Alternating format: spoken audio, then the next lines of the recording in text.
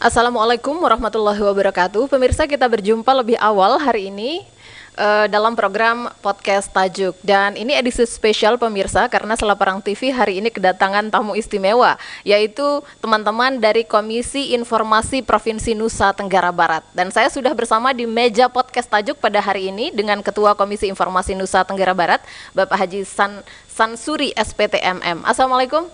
Waalaikumsalam warahmatullahi wabarakatuh. Pak Ketua, sebelumnya saya ucapkan selamat datang dulu nih di Selaparang Televisi. Ya, terima kasih atas fasilitasinya. Ini baru pertama kali saya tampil di Selaparang TV. Iya, dan ini juga menjadi perkenalan bagi Anda, publik, khususnya teman-teman di Kabupaten Lombok Timur, berkenalan langsung dengan Ketua Komisi Informasi Provinsi Nusa Tenggara Barat. Pada hari ini kita akan membahas satu isu yang kayaknya relate banget dengan hari-hari ini pemirsa. Kenapa? Karena keterbukaan informasi di zaman IT ini sangat dibutuhkan. Tetapi apa sih keterbukaan informasi itu, dan kenapa hari ini teman-teman dari Komisi Informasi Nusa Tenggara Barat berkunjung ke Selaparang TV, berkunjung ke Kabupaten Lombok Timur? Kita akan elaborate lebih jauh soal kunjungan ini bersama dengan Pak Ketua. Pak Ketua, kalau bicara dengan keterbukaan informasi publik, hari-hari ini rasanya isu ini selalu relate. Kita tahu perkembangan IT saat ini begitu sangat luar biasa, tidak ada lagi kayaknya yang disembunyi-sembunyikan. Nah, mungkin Pak Ketua bisa jelaskan dulu nih kepada kita, apa sih pentingnya, kenapa sih keterbukaan informasi publik itu harus ada nih di satu daerah, di satu negara bahkan. Terima kasih ya. Bahwa keterbukaan informasi itu menjadi suatu keharusan sejak lahirnya Undang-Undang 14 tahun 2008. Itu judul undang-undangnya adalah keterbukaan informasi publik. Nah, dengan lahirnya undang-undang ini sebenarnya kita bangsa Indonesia sudah mendeklarasikan diri sebagai bangsa yang terbuka. Sehingga seluruh institusi negara ini dalam kinerjanya harus dengan prinsip keterbukaan informasinya. Gitu. Nah, walaupun namanya ini keterbukaan informasi publik di dalam Undang-Undang 14 tahun 2008, tetapi pemikirannya di dalamnya adalah tentang tata kelola pemerintahan yang baik, yaitu good governance. Bahwa untuk sebuah tata kelola yang baik, maka di sana harus ada transparansi, ada keterbukaannya. Kemudian bagaimana membangun partisipasi, kemudian bagaimana kita melihat akuntabilitas lembaga negara itu. Nah, dengan dasar itulah kemudian Komisi Informasi itu dihadirkan oleh negara untuk memastikan pelaksanaan Undang-Undang 14 tahun 2008 ini di seluruh institusi badan publik, khususnya yang ada di Provinsi Nusa Tenggara Barat. Nah, kami itu memastikan pelaksanaan ini melalui beberapa instrumen. Salah satunya adalah melalui kegiatan monitoring dan evaluasi keterbukaan informasi publik. Nah, monitoring ini kami lakukan atas perintah berdasarkan peraturan bahwa ini wajib kami lakukan setiap tahun untuk mengukur sejauh mana ketaatan badan publik di dalam pelayanan informasi publiknya, ya gitu. Nah, untuk mengetahui itu maka disusunlah satu standar layanan informasi publik oleh Komisi Informasi Pusat. Nah, berdasarkan ukuran-ukuran itu kemudian kami memonitoring dan melakukan evaluasi terhadap seluruh badan publik yang ada di Nusa Tenggara Barat, termasuk di Pemda Kabupaten Lombok Timur, apakah sudah memenuhi standar atau tidak. Nah, ketika memenuhi standar maka ada kategori informatif untuk memastikan bahwa layanan informasi publik yang dilaksanakan oleh pejabat pengelola informasi dan dokumentasi sudah pada standar yang sudah ditetapkan. Oke, dalam hal ini kalau instansi Pemda itu Dinas Kominfo. Ya, bahwa bahwa Kominfo sebagai satu institusi yang mewakili, menaungi, yang melakukan pembinaan terhadap seluruh institusi badan publik yang ada di seluruh kabupaten. Di sana ada PPID utama yang menaungi, yang melakukan pembinaan terhadap pejabat pengelola informasi dan dokumentasi di seluruh OPD, organisasi peringkat daerah bawahannya. Maka Kominfo ini menjadi penanggung jawab. Di samping di sana adalah atasannya adalah sekretaris daerah gitu. Tetapi bahwa ada pembinaan dan bisa melakukan monitoring dan evaluasi juga terhadap PPID di bawahnya, baik di PPID yang ada di perangkat daerah maupun sampai di tingkat desa gitu loh. Nah, dengan hadirnya PPID ini kita harapkan kemudian Badan Publik Pemda Kabupaten Lombok Timur itu sudah bisa memberikan layanan informasi yang seluas-luasnya kepada seluruh masyarakatnya, itu baik melalui digitalnya maupun secara manual kepada masyarakat. Nah, gitu loh. Oke, ini menarik Pak Ketua. Saya ingin ke indikator dulu nih biar publik juga tahu bahwa mereka bisa mengakses sebetulnya, karena rasa-rasanya masih ada saja nih kayaknya pejabat publik yang nggak mau nih diketahui gitu, padahal rakyat Indonesia dilindungi, diatur oleh Undang-Undang 14 2008 tentang keterbukaan informasi publik itu, bahwa mereka bisa kok ngakses selama itu tentang penyelenggaraan negara, penyelenggaraan pemerintahan dalam menjamin good governance itu. Apa sih indikator mungkin yang bisa masyarakat pahami sehingga Komisi Informasi ini juga tidak hanya Komisi Informasi nih, teman-teman di Kominfo misalnya melapor, tapi masyarakat juga tahu hak-haknya sesuai dengan undang-undang itu. Betul. Secara indikator ada beberapa indikator dasar yang harus dipenuhi oleh pejabat pengelola baik di tingkat pemerintah daerah maupun di seluruh OPD bahkan sampai desa. Satu, kepemilikan website. Website. Kemudian sarana dan prasarana layanan informasi publik secara manual yang tersedia di masing-masing OPD. Kemudian ada di sana termasuk pada layanan digitalnya, di layanan digital. Yang penting adalah bahwa ada komitmen dari seluruh pejabat yang ada di suatu daerah itu yang akan melakukan pelayanan, terhadap seluruh informasi, mulai dari bupati, wakil bupati, sekda dan seluruh perangkatnya harus punya satu komitmen untuk melayani dulu. Untuk melayani dulu. Kemudian dari pelayanan ini kita harap ada kebijakan-kebijakan yang mendukung kepada pelayanan informasi publik, baik dalam segi pendanaan, dalam dukungan kebijakan, dalam dukungan peraturan, sehingga dalam proses layanan berikutnya yang dilaksanakan oleh PPID utama, kemudian PP pembantu akan lebih bagus gitu loh. Tanpa itu maka tidak akan bisa kita lakukan gitu loh. Karena itu komitmen menjadi satu keharusan bagi seluruh perangkat daerah dalam melakukan layanan informasi publik. Karena ini sudah menjadi amanat Undang-Undang Dasar 45 Amandemen kedua, pasal 27F itu yang menyatakan bahwa seluruh masyarakat berhak terhadap informasi itu. Nah, itulah menjadi kewajiban sekarang seluruh kita untuk melayani masyarakat terhadap kebutuhan informasi publik khususnya. Gitu, baik secara online maupun offline. Jadi nah ini kadang-kadang begini, saya ingin memaparkan fakta nih pada Pak Ketua. Tidak mungkin tidak hanya di Kabupaten Lombok Timur, kadang-kadang kita juga searching website satu daerah misalnya di mana, tapi kadang-kadang informasinya itu aja nih Pak Ketua, nggak diperbaharui. Apakah itu menjadi concern daripada teman-teman di Komisi Informasi misalnya untuk mengawasi bahwa satu daerah ini sudah mampu melayani keterbukaan informasi publik itu menuju good governance? Baik. Dalam layanan informasi publik itu kami berdasarkan undang-undang kami melakukan monitoring terhadap 3 hal informasi yang harus disajikan oleh seluruh badan publik. Satu, informasi berkala yang harus diupdate minimal itu dalam 6 bulan sekali atau dalam 1 tahun paling lama gitu. Kemudian ada informasi serta-merta yang harus diberikan oleh kepada masyarakat ketika menyangkut hajat hidup orang banyak, misal gempa bumi, tsunami, banjir dan sebagainya, itu harus dilakukan secepat mungkin untuk menyelamatkan jiwa gitu. Yang ketiga, terhadap informasi yang tersedia setiap saat. Nah, informasi yang tersedia setiap saat ini harus disediakan baik dalam bentuk manual maupun dalam bentuk digital yang apabila diminta itu harus diberikan kepada masyarakat. Harus diberikan ya.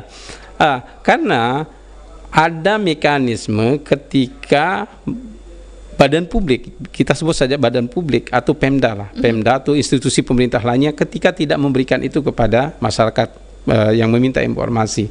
Kami di Komisi Informasi itu dalam keseharian itu berwenang menyelesaikan sengketa informasi publik Oh, oke. Nah, ini kami melakukan sidang adjudikasi non litigasi, artinya kami melakukan sidang sengketa yang kekuatan putusnya sama dengan pengadilan, walaupun tidak dilakukan oleh pengadilan gitu. Nah, kami yang hadir ini adalah majelis-majelis komisioner yang bersidang apabila ada masyarakat kemudian masyarakat yang tidak diberikan informasi setelah melakukan permohonan di badan publik. Nah, mereka pemohon informasi berhak melaporkan kepada kami untuk diajukan dalam permohonan sengketa informasi publik. Apakah tindakan yang dilakukan oleh badan publik dengan tidak memberikan itu sudah benar atau tidak? Karena informasi itu bisa saja menjadi informasi yang dikecualikan, yang dilindungi oleh undang-undang untuk tidak dibuka, atau informasi yang terbuka yang harus diberikan kepada publik. Nah, kamilah nanti yang akan menilai, kamilah yang akan memutuskan itu berdasarkan fakta-fakta persidangan untuk memerintahkan untuk memberikan atau tidak memberikan. Nah, itu. Jadi keputusannya ada di Komisi Informasi. Iya. Pak Ketua, kalau masyarakat ingin melapor ketika misalnya tidak dilayani nih, oke, keputusannya belum keluar, nanti teman-teman di Komisi Informasi yang akan memutuskan kemana masyarakat harus melapor, Pak Ketua. Mungkin bisa disebutkan ada nomor kah, ada call center kah, atau seperti apa mekanisme melapor? Begini, dalam mekanisme memberikan laporan kepada Komisi Informasi, karena ini harus menyertakan beberapa legal standing untuk memberikan laporan, maka hari ini kebanyakan seluruh laporan kami terima dalam bentuk manual, karena ada dokumen-dokumen yang harus disertakan. Walaupun kami memang sudah menyiapkan di web, tapi agak jarang sekali kemudian pemohon informasi yang melakukan sengketa di kami menggunakan fasilitas itu, karena ada terkait dengan beberapa syarat dalam melakukan sengketa di kami. Misalnya surat terhadap permohonan di badan publik, kemudian berapa hari dia harus menunggu, kemudian surat keberatan yang sudah dia lakukan di badan publik. Nah, itu menjadi alat-alat kelengkapan yang dibutuhkan untuk memastikan bahwa memang sudah dimintakan informasi di badan publik itu. Nah, kemudian itulah menjadi syarat bagi kami untuk menetapkan ini layak disidang atau tidak. Oke, jadi ada proses-proses yang memang harus dipenuhi begitu oleh pemohon atau pelapor gitu ya. Ada berapa? Tidak banyak sih, tidak banyak yang harus dipenuhi. Satu, bahwa pemohon informasi itu sudah meminta informasi tersebut di badan publik yang dia tuju tempat informasi itu. Kemudian badan publik itu diberi kesempatan oleh undang-undang itu 10 hari untuk menjawab. 10 hari. Kemudian kalaupun badan publik ini ingin minta perpanjangan bisa panjang 7 hari. Nah, setelah 7 hari ini pun tidak diberi, maka berhak kemudian pemohon informasi itu mengajukan keberatan kepada atasan PPID-nya. Nah, setelah mengajukan keberatan juga tidak diberikan, nah dengan dasar itulah membawa hal sengketa ini kepada kami untuk kami sidangkan. Cukup digunakan nggak fasilitas ini oleh masyarakat kita untuk dari yang diterima oleh teman-teman di Komisi Informasi? Sangat banyak. Ya, ini yang harus menjadi PR besar bagi kita semua badan publik terhadap beberapa informasi yang dimohonkan oleh pemohon di sengketa. Hari ini tidak salah, kami lagi menyidangkan sekitar 25-an kasus lah. Tidak salah, yang belum kita putuskan sekitar 20-an kasus. Artinya memang ada upaya dari masyarakat untuk menggunakan mekanisme sengketa ini karena memang tidak diberikan oleh badan publik. Dan kami ini bersidang itu hampir setiap minggu karena kami diberikan kesempatan untuk bersidang dan memutus itu hanya 100 hari kepada untuk memutuskan apakah pemohon berhak atas informasi itu atau tidak.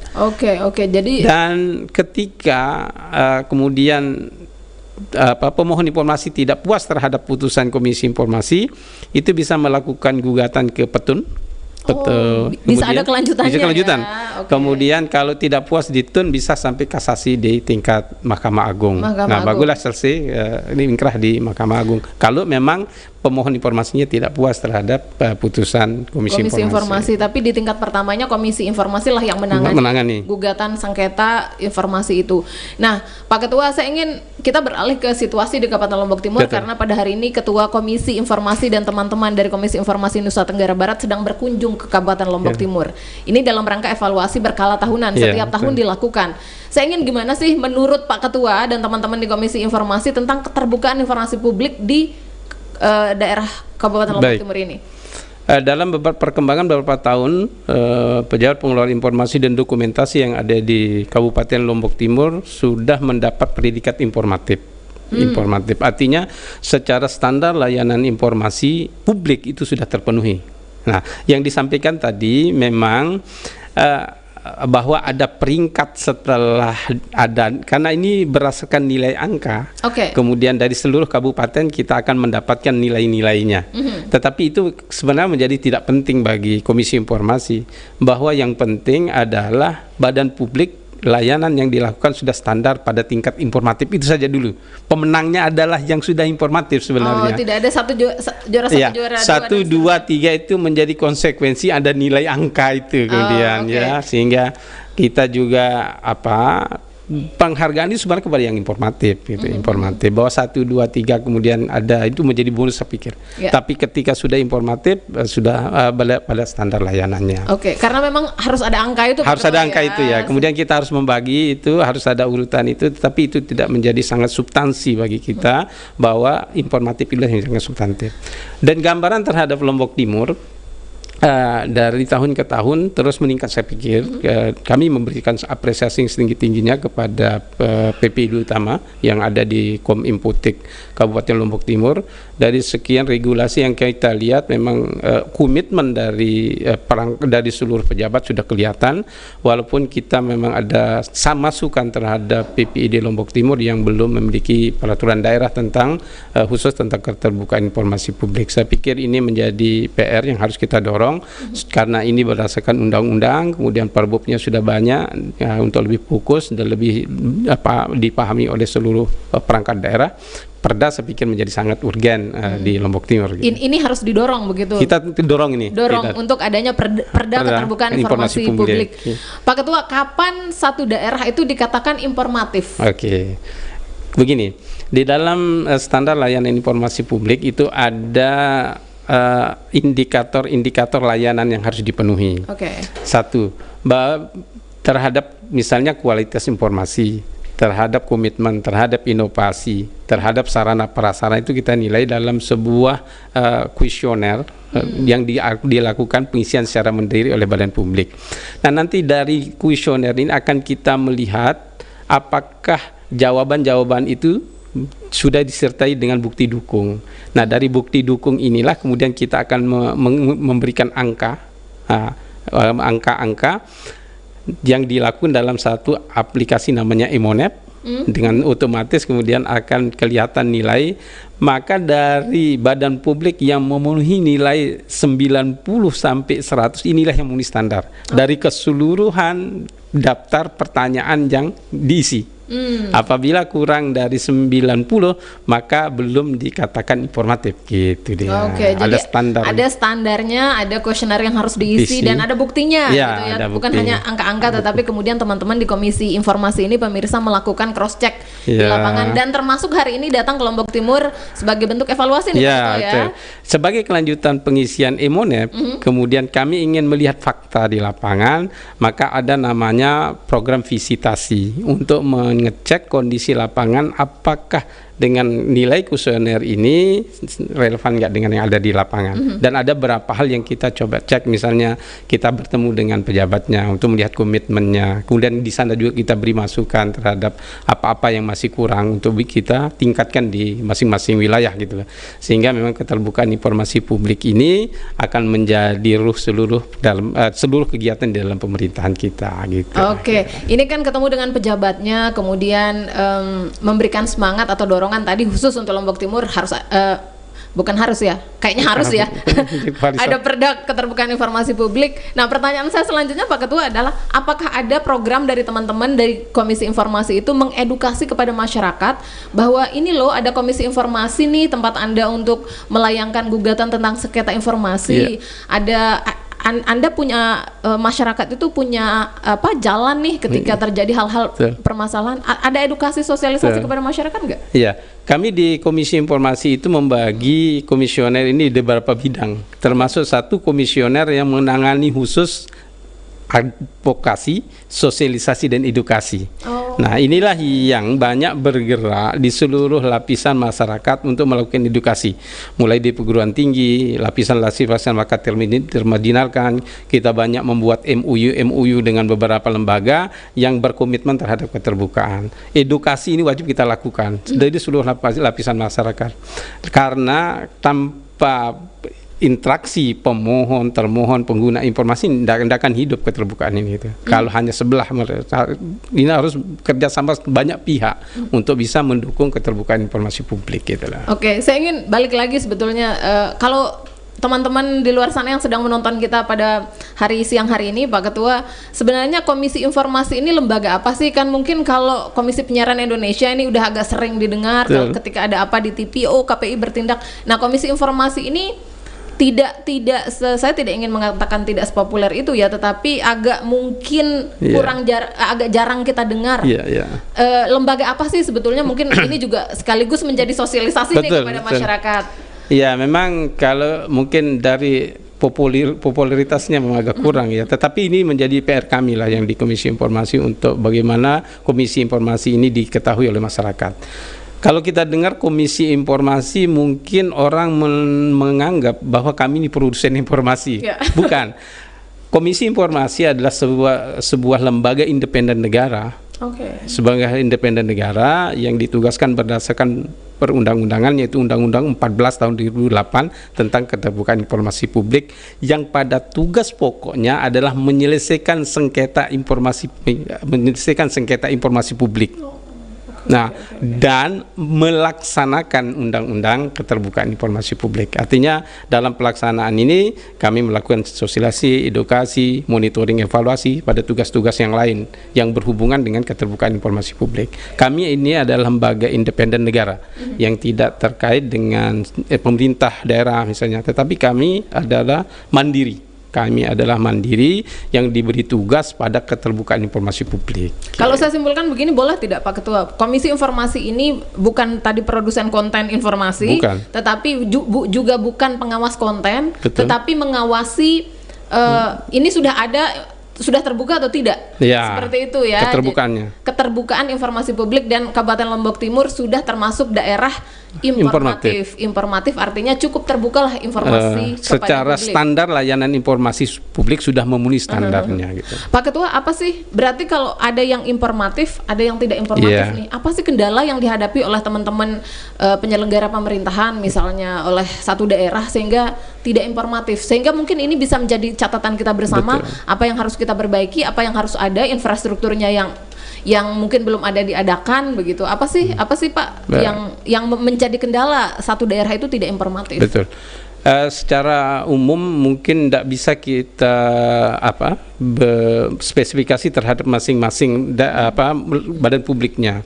Bahwa sebenarnya ada dua ukuran untuk melihat keterbukaan informasi publik di Indonesia. Satu melalui indeks keterbukaan informasi publik.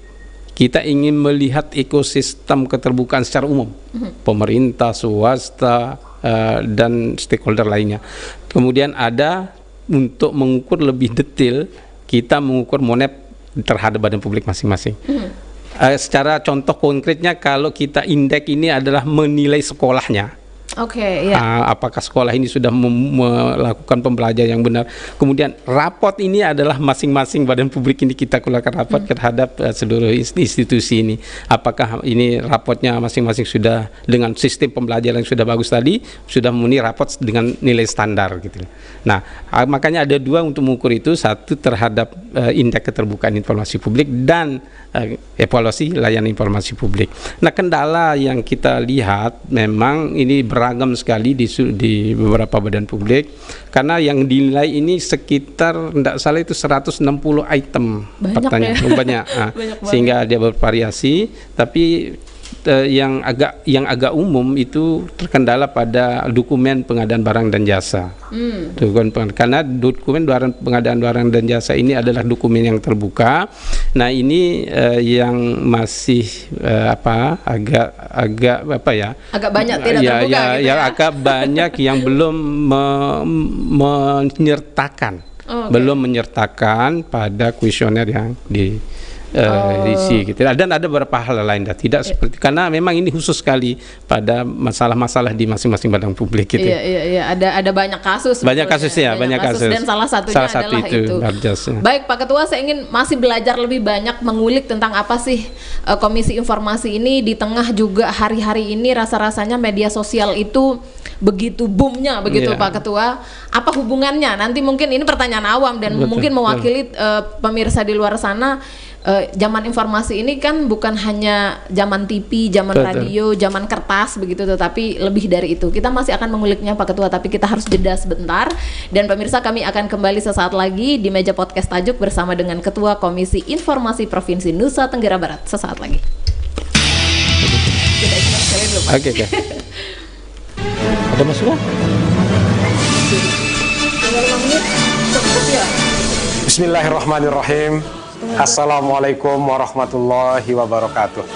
Saya Muhammad Juweni Taufik, penjabat Bupati Lombok Timur, menyampaikan selamat hari ulang tahun ke-79 kemerdekaan Republik Indonesia kepada segenap warga Lombok Timur. Sekaligus saya menyampaikan apresiasi dan ucapan terima kasih kepada semua pihak, khususnya Bapak Ibu Kepala Desa, Bapak Ibu Camat, pimpinan pondok pesantren, dan semua kita yang telah dengan penuh semangat menyambut dan memeriahkan HUT kemerdekaan Republik Indonesia tahun 2024 ini. Ada banyak kegiatan olahraga, budaya yang tujuannya semata-mata untuk kita bergembira menyambut lahirnya kemerdekaan Republik Indonesia. Karena itu, sekali lagi saya menyampaikan Dirgahayu Republik Indonesia, Nusantara Baru, Indonesia Maju, Merdeka. Demikian, wassalamualaikum warahmatullahi wabarakatuh.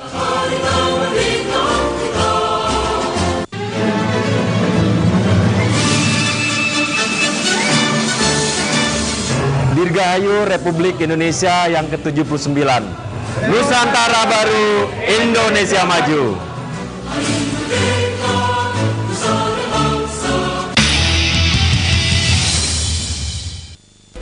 Pemirsa, kembali di meja podcast Tajuk masih bersama dengan Komisi Informasi Provinsi Nusa Tenggara Barat. Ada Pak Ketua di sini dan menarik sekali diskusi kita pada siang hari ini pemirsa, karena kita jadi banyak belajar. Jadi yang belum tahu namanya Komisi Informasi dan apa tugasnya, hari ini kita berkenalan langsung dengan ketuanya dan apa tugasnya, apa hak kita sebagai masyarakat di tengah keterbukaan informasi publik yang sudah dilindungi oleh Undang-Undang 14 2008. Pak Ketua, ini menarik. Hari-hari ini informasi itu bisa didapatkan dari mana saja, tidak hanya offline tapi juga online. Online ini banyak juga fasilitasnya. Bagaimana kemudian teman-teman di Komisi Informasi ini menyikapi boomnya banyak sarana informasi? Pertanyaan saya begini Pak Ketua, apakah keterbukaan informasi publik itu hanya website saja atau bisa melalui medsos? Karena dunia medsos ini kan kadang-kadang tidak baik-baik saja Pak Ketua. Atau ada standar-standar nih keterbukaan itu yang dinilai oleh teman-teman Komisi Informasi? Baik. Bahwa yang menjadi standar utama kita dalam melakukan penilaian pada standar website dulu dah untuk yang lain. Yang website ini wajib dimiliki oleh seluruh badan publik. Website, bahwa kemudian kita dorong pada konten-konten tambahan seperti YouTube, Facebook, Twitter dan sebagainya, itu menjadi konten tambahan yang kita apresiasi ketika penyampaian informasi secara praktis. Karena setiap penyampaian informasi itu harus cepat, tepat, sederhana dan tidak berbiaya ringan gitu loh. Sehingga seluruh media, seluruh perangkat media itu kita dorong untuk menyampaikan informasi publik. Bahwa nanti pada konten apa yang akan disampaikan, biar masyarakat mengetahui bahwa kami tidak berhak untuk menilai ini hoax atau tidak, enggak. Kami tetap mendorong informasi itu disampaikan seluas-luasnya, baik secara online maupun offline. Makanya di kita, di dalam evaluasi itu kita juga melihat penyampaian informasi secara manual, papan pengumuman misalnya. Itu.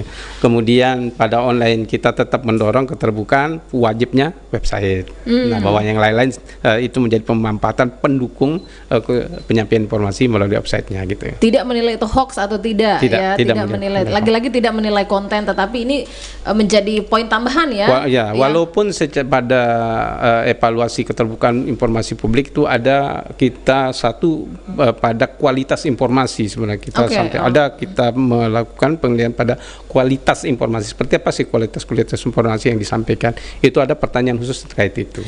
Pak Ketua, ini menarik tadi, saya tarik kembali pernyataan Pak Ketua tadi, ada informasi yang bisa dibuka di publik, ada yang tidak.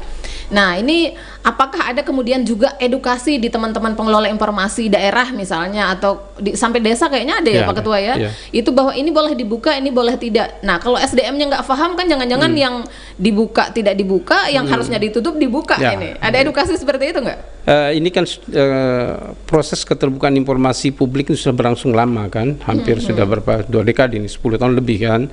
Artinya hal terkait informasi ditutup yang kita sebut informasi yang dikecualikan, informasi yang dibuka di pejabat pengelola informasi publik yang ada di seluruh badan publik hampir sudah menjadi hal biasa. Sudah dipahami itu untuk. Tetapi memang untuk khusus keterbukaan informasi publik pada informasi yang dikecualikan ini memang harus kita dorong terus ini untuk dipahami supaya yang ditutup ini benar-benar harus tertutup gitu. Jangan sampai kemudian karena merasa merugikan pihak-pihak tertentu kemudian informasi itu ditutup dengan tanpa berdasarkan peraturan gitu. Untuk menutup pun itu harus ada dasarnya, harus dasar pada pengecualian informasi namanya. Dan itu pada uji konsekuensi. Nah, itu pun kalaupun tetap diminta oleh pemohon dan berhak mengajukan sengketa kepada kami pun berhak nanti melakukan review terhadap keputusan uji konsekuensi yang dilakukan oleh PPID. Apakah uji konsekuensinya sudah benar atau tidak, sudah berdasarkan peraturan atau tidak, dan itu bisa kita batalkan di Komisi Informasi kalau memang dasarnya lemah gitu. Oke, jadi semua berdasarkan aturan, nggak main-main. Kenapa saya tanyakan begini Pak Ketua, kadang-kadang sebagai jurnalis nih Pak Ketua, kita di lapangan juga menginginkan satu informasi. Kadang-kadang kita mendapat jawaban dari pejabat publik, ini nggak boleh dibuka, ini boleh dibuka. Gitu. Nah, teman-teman wartawan tidak semuanya, kadang-kadang kita diskusi di grup itu, aduh kenapa ini gitu loh. Jadi kan mana yang harus dibuka, mana yang harus ditutupi, ini juga kan tidak sepenuhnya kami ketahui misalnya atau saya pribadi. Bagaimana menyikapi itu? Kemana kami harus bertanya apakah benar ini ditutup, apakah ini harus dibuka gitu. Pertama, kalau memang tidak kalau mau membuka undang-undangnya silakan baca pasal 17 Undang-Undang 14 tahun 2008. Di sana menjelaskan lebih detail terhadap apa yang harus dikecualikan itu. Nah, kalaupun memang ada harus tidak dipahami di sana, bisa berkonsultasi kepada kami. Apakah memang informasi itu dikecualikan atau tidak, atau coba nanti tanyakan kepada PPID bersangkutan apakah ini sudah ada penetapan untuk dikecualikan atau tidak. Itu sudah ada SK-nya nanti biasanya. Nah, kalau dia belum, berarti itu bisa jadi menjadi informasi yang terbuka, tetapi ada hal yang harus kita pertanyakan mengapa kemudian ditutup. Bisa jadi gitu ya. Bisa jadi. Jadi seperti itu mekanismenya, dan ini menjadi pemahaman, dan wartawan dengan warga negara lain sama saja. Sama dia. Artinya wartawan ketika meminta informasi sama haknya dengan warga negara lain dalam pemohonan. Dalam menyelesaikan sengketa pun silakan saja kita terbuka untuk itu. Karena tidak membedakan siapa orangnya, tetapi yang disebut ada setiap warga negara berhak atas informasi. Hanya dengan satu syarat, menunjukkan identitas diri. Benar. Jadi jangan sok-sokan juga ya, tapi tetap asas hukum equality before the law itu harus dijunjung tinggi begitu Pak Ketua. Nah, Pak Ketua, ini esensi dari keterbukaan informasi publik, mungkin di ujung diskusi kita hari ini, esensi dari keterbukaan informasi publik ini apa sih yang ingin sebetulnya dituju selain good governance tadi, sehingga ini tujuannya untuk membangun bangsa dan negara tentunya, tetapi apa hal yang kemudian intisari kenapa ini harus terbuka, informasi itu harus terbuka? Mengapa harus terbuka itu dulu, bahwa dari undang-undang kita jadi tujuan keterbukaan ini adalah ingin membangun partisipasi publik untuk mengontrol pemerintah sebenarnya. Dari sini, dari keterbukaan ini tentu akan menarik perhatian, menarik minat, memberikan informasi yang seluas-luasnya kepada masyarakat.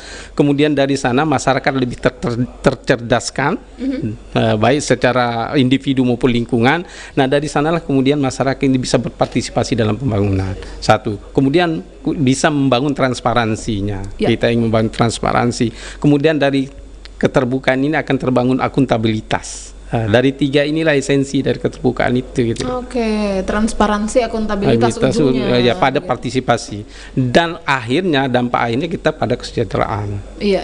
Pasti. Jadi bukan, kalau bicara kesejahteraan itu bukan hanya bicara bansos begitu ya, tetapi ternyata keterbukaan informasi publik ini akan berdampak besar pada kesejahteraan masyarakat jika partisipasinya bansos sudah itu tinggi. kan bermuara dari keterbukaan informasi kan. Bagaimana siapa yang dapat, apa kriteria yang dapat, ini kan harus dipahami oleh publik. Kemudian bagaimana masyarakat mengontrol yang dapat, bagaimana mengontrol yang lain, itu harus diperoleh dari informasi ya. publik. Nah, dari sanalah dampak-dampak ke depan yang kita harapkan ke sana gitu. Sepenting itu keterbukaan informasi publik, jadi terkait satu sama lain begitu.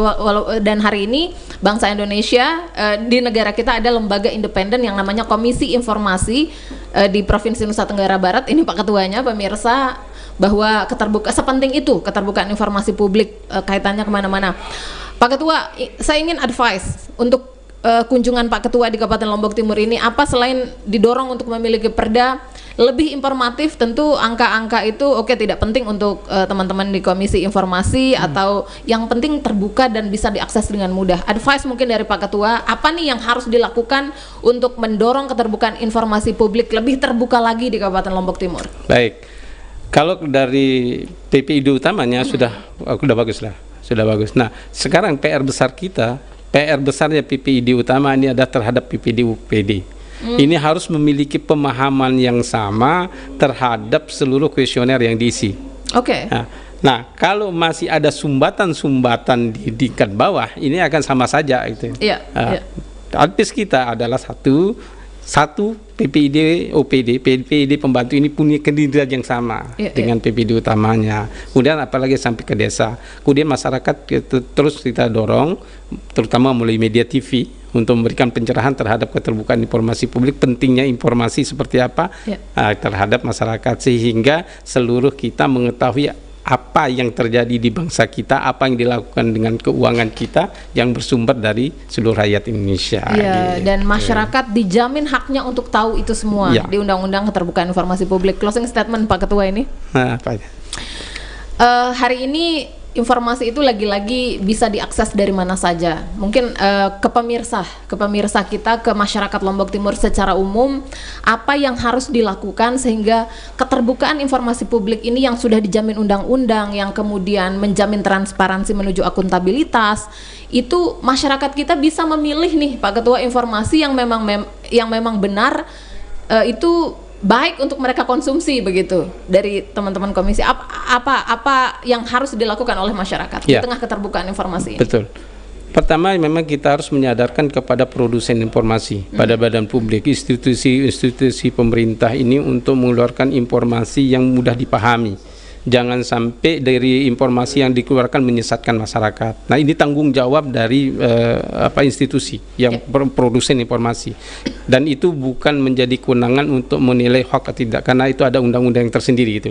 Pada konten kami yang di Komisi Informasi, pokoknya kita dorong keterbukaan ini sebagus berdasarkan standar di seluruh badan publik yang ada, sehingga masyarakat bisa memahami. Makanya ada satu prinsip dalam penyampaian informasi, itu harus sederhana, cepat, mudah dipahami, diberbiaya ringan. Nah gitu, sehingga seluruh informasi itu tidak ada miskomunikasi dengan masyarakat gitu.